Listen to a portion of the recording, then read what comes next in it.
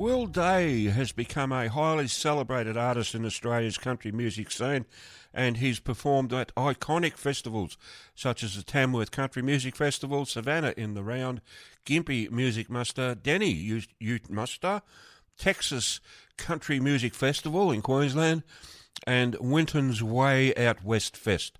His electrifying new single, Red Dirt Church, that I played just a second ago, follows a string of standout singles over the past few years, including the chart-topping Countrified, the emotional Dear Dad, and crowd favourites Always a Girl, The Way We Are, Find Myself a Dirt Road, and the high-energy country rock anthem, My Kind of Crowd, all of which remain firm favourites in the Country Club playlist.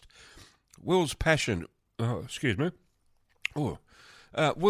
for country music is undoubtedly strong, constantly releasing heartfelt ballads, along with supercharged foot-stomping rockers, has ensured he has continued to build his prominence as one of Australia's premier country music artists, a reputation that has undoubtedly been further cemented with his latest awesome single.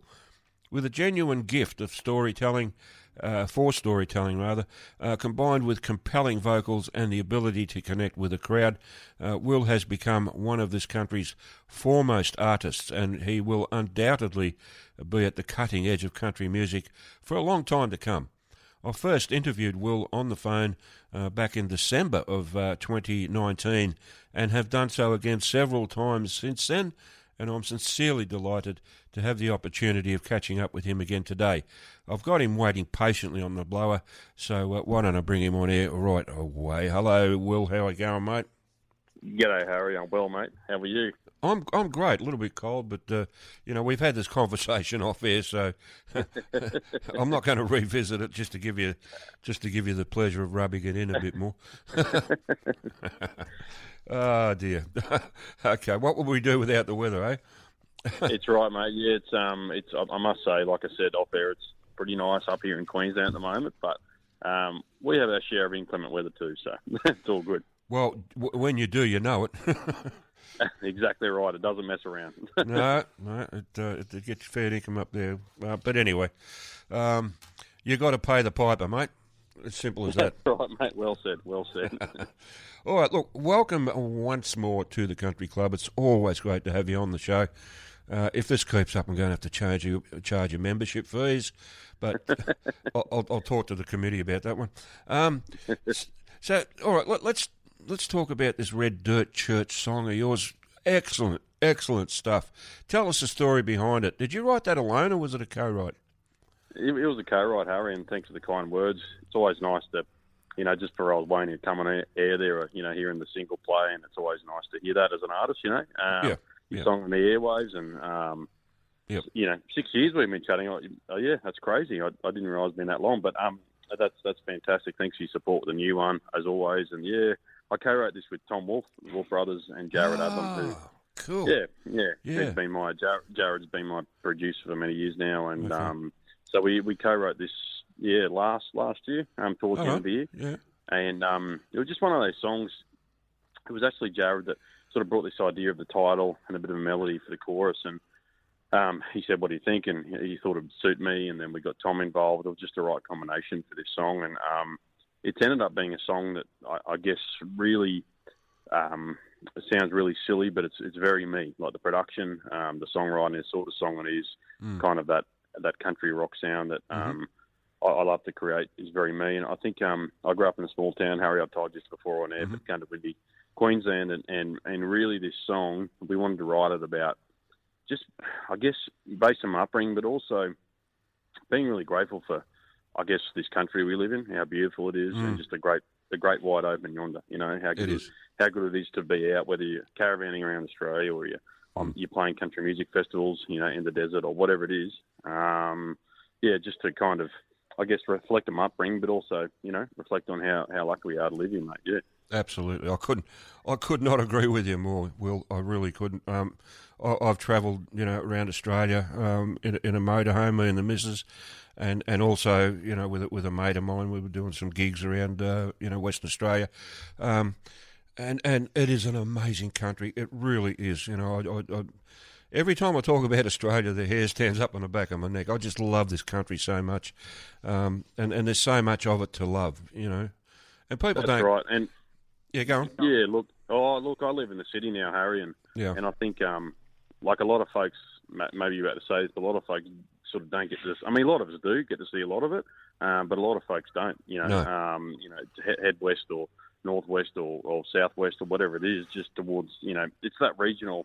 There's so many beautiful regional areas and remote areas in our country, and I think I guess the idea of the song is just like it's not meant to be overly religious or anything at all. It's just like this is the idea of like, this is our church, we're outdoors, and aren't we great?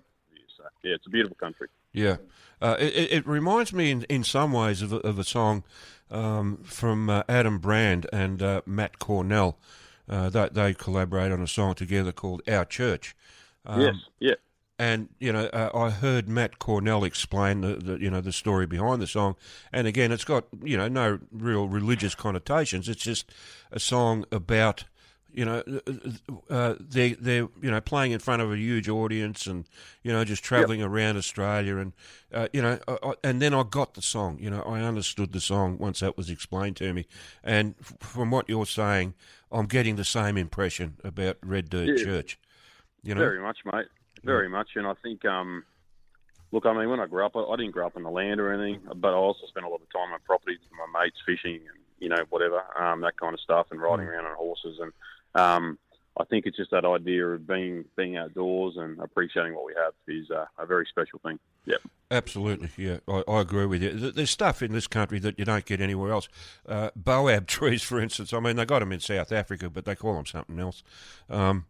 But I mean, you see a boab tree, and you understand, the indigenous people saying that, it got stuck upside down.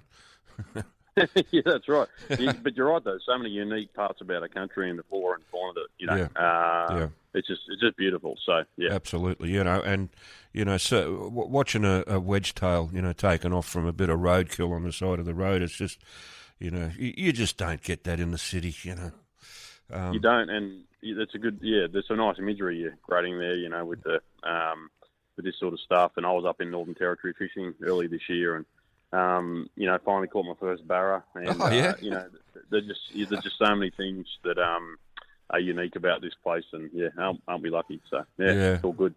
Great stuff. I remember in Broome once I went to a cafe at Cable Beach, and they served barra burgers. And I still remember it to this day. It's like 20 years or more ago, and I still remember that barra burger.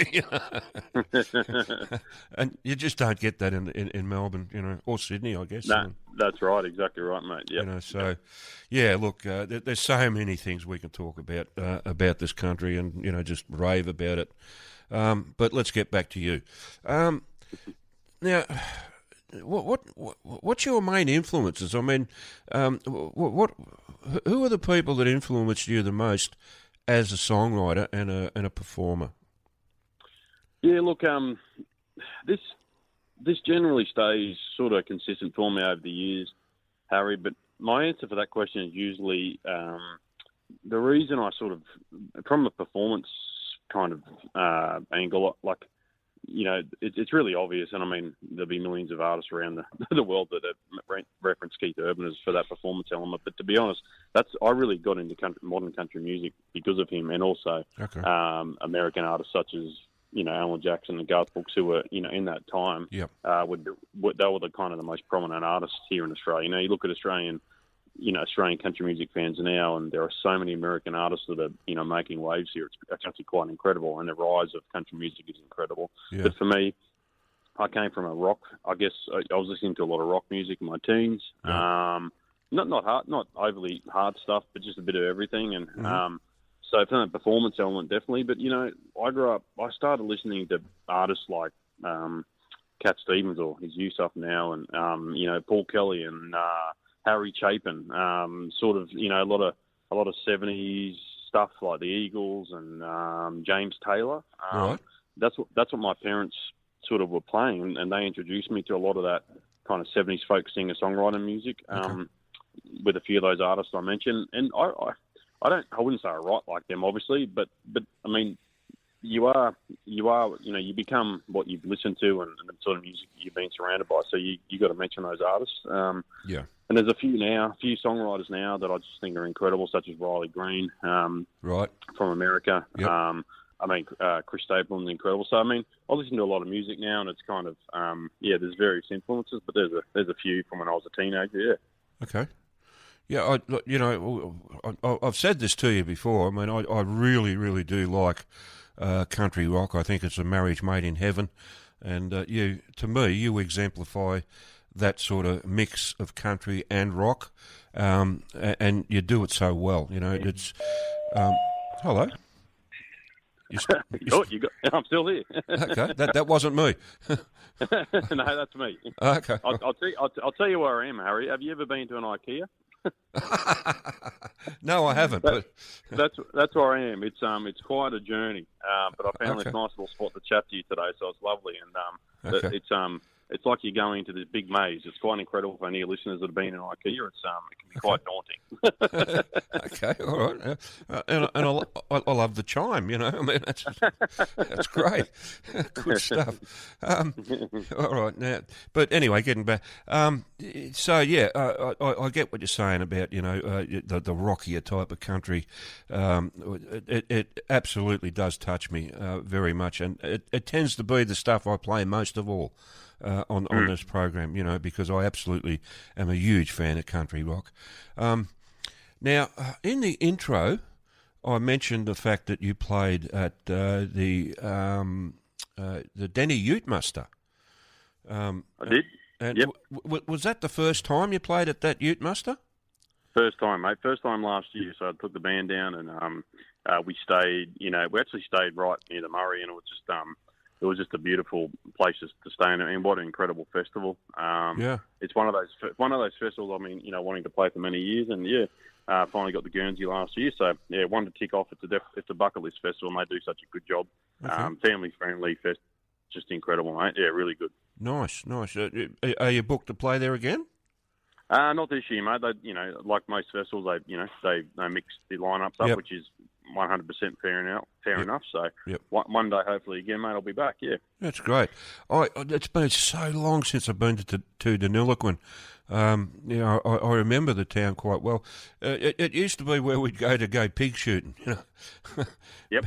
It's great pig shooting country, and we actually watched. I took my family down, and we watched John Williamson on Sunset play the main stage. It was something else. So wow. Absolutely beautiful. Yeah, great stuff. Yeah, it's a nice place, but it must have come along a lot since the last time I was there. But maybe one day, it's on my bucket list. Maybe one day I'll get back there to have a look at it. See how much it's changed. But yeah, nice town. That whole area, Deniliquin and Balranald, and all around that area, just great stuff. It's beautiful. It's the first time I've spent time around that part of regional Victoria. I did the BNS at Elmore this year as well. Okay. It's not too far from there, so right. Yeah, really beautiful part of our country. Yeah. Yeah. Well, Deniliquin's actually in New South Wales, not Victoria. Of course, technically, yeah. Typical Queensland. I don't know my geography down there. It's close, though. Just a bit of a geography lesson there for you. It's close enough. Near enough, yeah, you're quite right. It ain't in Queensland, that's the main thing. That's the main thing. I've got that part right. Yeah. I love it. This is why I always look forward to talking to you on the phone, Will, because it's always such a great conversation. It's absolutely... Yeah, good on you. So, how long have you been playing music? I mean, you mentioned you took it up when you were, 14 or something? Yeah, about 14, mate. My parents bought me a blue Magnum guitar. Okay. Had a pickup in it so I could plug it in. I was sort of playing. I was in a high school band. We were playing in pubs by the time I was 16. I mean, one pub, because there's one pub or a few pubs in the town I grew up in. And ever since then, mate, it's just rest is history, as they say. But it's just always been what I've kept at, really. It's just kind of stuck with me. I just, one of those things, and I'm kind of, got a lot of stuff I still want to achieve. But yeah, music's been very good to me, and I'm very grateful. That's good, and you deserve it, Will. I mean, you're a great artist. You're very talented, and you know what you're doing, and that counts for a lot, you know. So, Oh, thanks, Harry. I admire anyone that's got your level of talent, and always on the show. Always like to play your material. Now,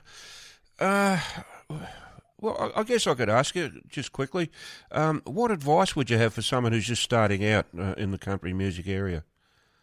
Yeah, look, for me, the little saying I live by, and I've probably told you this before, but you know, is persistence creates longevity. For me, like you mentioned in my bio there, like you know, there's a lot of artists doing what we do, right, and trying to have a crack. But for me, I want to be around in 20 years doing the thing still and releasing music and that kind of stuff. So my best piece of advice is make a decision about what you want to do, and if you want to be an artist and write songs and make a living from it and tour and play live music, do it. Make a decision, stick to it, but be prepared to be super, super persistent and just don't give up. I know it sounds very cliche, but that's the truth, because if you do, it just won't last, and that's how you create longevity for yourself. Fair enough. Yep.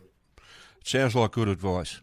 Okay, we're starting to run out of time here, but now, oh, there we go. IKEA's at it again. Nice. I love it. Oh, good stuff. Okay, now, you're booked for Savannah in the Round next month. Is that right? That's correct, mate. It's funny. I play these festivals, and they're all so unique in their own right. And Savannah's another one. It's far North Queensland and Mareeba. Great people that run the festival, and it's my favourite part. One of my favourite parts of Queensland. But it's a great festival. Killer lineup, and it's actually the first time I played this on I did it with my mate Colton years ago, but it's actually on my first time on my own right playing the festival. So I'm really looking forward to it, mate. It's going to be absolutely awesome. It's a really good one. Yeah, fantastic. Excellent. And also you got Regfest's Roma Country Music Festival in November. Yeah, Regfest. I haven't worked at Regfest before, and this will be the first time, which I'm actually really excited about, mate. They do stuff all around the place, like, you know, down your way in Victoria and Western Australia. So first time, headlined by Becky Cole and the Wolf Brothers. So can't wait, mate. Yeah, nice. You can't beat the Wolfies. I reckon they're great. I'm a huge fan. They're fantastic. Yeah, fantastic. I saw them live here in Melbourne. I think about a year ago or something. But yeah, what a great show. You know, they work so. They're so polished, and they deserve all the success. But they're just such great blokes. That's the best thing about the Wolfies, mate. They're just down to earth and authentic, and that authenticity creates longevity too, in my opinion. So 100%. They're one of the handful of people that I really, really do enjoy interviewing. You're one of them, obviously. You're the little finger, and they're the middle finger. But I really do. You know, I mean, I put you and them in the same class. I reckon you're great stuff. Cheers, mate. Thank you. Okay, all right. Look, I need to sign off. Thank you so much again for taking the time to have this chat with me, especially on your trip to IKEA, mate. You know, I didn't really want to. I'm a bit worried about interrupting that, but anyway. Not at all, mate. No, it's all good. Excellent. All good. Okay. All right. Look, have yourself a great time there, and I look forward to doing this again with you real soon, because I know we're going to. There's no doubt about it. I've got you in my claws. You're not escaping. All right. So, look, thanks again, and I'll talk to you again real soon. In the meantime... As always, mate, always a pleasure. Thanks so much, Aaron. You take care of yourself. I appreciate the support, mate. Great to chat. You too, mate. Have fun at the festivals, and, you know, do your job well. I know you're going to. Thank you, Harry. Much appreciated. Cheers, mate. All right, mate. See you next time. See you later. Bye. Okay, bye-bye.